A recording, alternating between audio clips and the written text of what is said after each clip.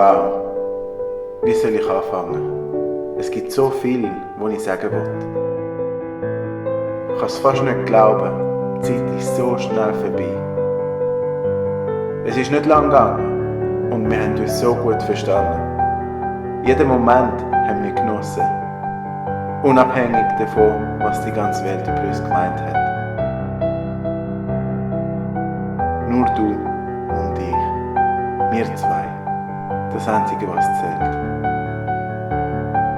Ich habe dich beschützt und du hast mir immer die Freiheit gegeben.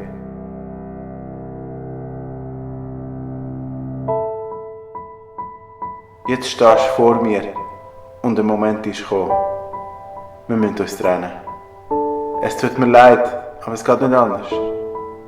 Wintertage werden unendlich lang sein. Zu lang für mich. Es fehlen mir die Wörter. Gute Nacht.